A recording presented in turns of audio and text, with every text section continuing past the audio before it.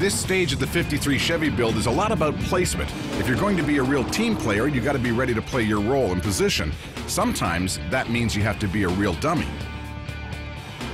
There's an old saying that where you stand on a subject is where you sit. Well, restoration's a little different because in restoration, where we sit is the subject.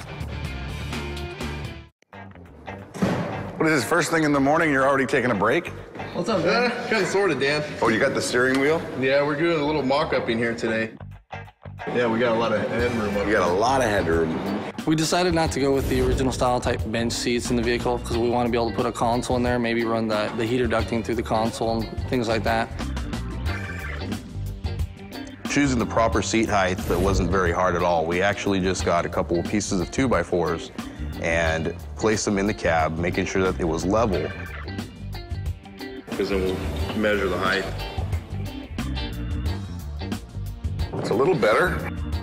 My legs are just on a slight incline, and I'm 6 foot minus an inch and a half. Since there was a slight raid, I guess you can say, in the floor of the cab, we used some corner wedges to shim up the pieces to get the blocks level. After we got them level, then we went ahead and took our measurement. We used 1¼ inch by 1/2 inch 16 gauge steel tubing to make the brackets. And we made a couple cross pieces using 3/4 16 gauge tubing. Making the seat pedestal a frame will mean the space can allow for some extra storage down the road.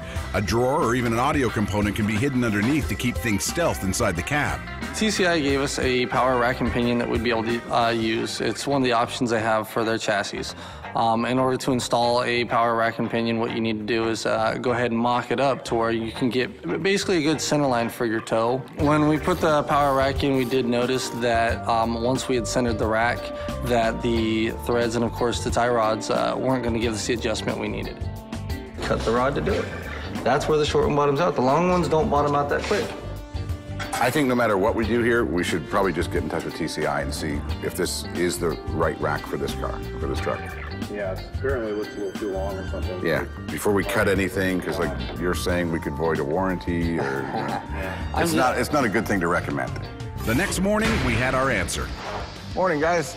Hey, Dan, how's it going? Good. So what's the deal? Are we tossing this out? We getting another one? Are we gonna fix this one? No, actually, this is the correct one here. Everything is fine. Just got to make sure that this is centered on 1.5 turns. Remember, this is a 3-turn to lock. Right. So just make it centered and... Okay. Just lop off an even amount on each side. Okay, cool. The power rack, when we installed it, after centering it and looking at it, it appeared that we were about an inch off on the driver's side inner tie rod end. And as far as the outer tie rods, both of them, because of the size of the tie rods, it wouldn't allow us to adjust it enough. So we had to chop about an inch off each outer tie rod end to make it match. The front of the truck narrows, which means modifications like this will be common around the front end. The 53 truck came with a window and a vent window on each of the doors. We thought that it would have a nice custom touch to it if we changed it to a one-piece window. We installed windows off of a 47 to 50 application. We had to make some modifications by removing a small area at the top of the door, and we also made a template by using the instructions from the power window setup, and we just basically traced them out and drilled them onto the door and then installed the regulator. Minor tweaks to standard stuff is going to become the norm for this project. We used a ball socket on the firewall. It wasn't really meant to go in that particular position.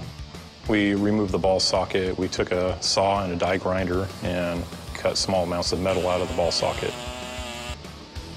That socket's actually intended to go lower on the firewall at a different angle. It's designed to go almost flat on the bottom of the firewall, where we're just going straight up and down with it. Radical angles and non-typical uses present the biggest challenges for this team. They'll face plenty of them as they start to add components.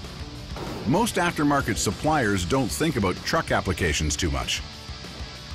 This is good, you know, good height, lots of room for a console, but I'm not driving you anywhere until you put a seatbelt on. Well, seatbelts weren't required in 1953, Dan. Yeah, but is this a 53? Yes.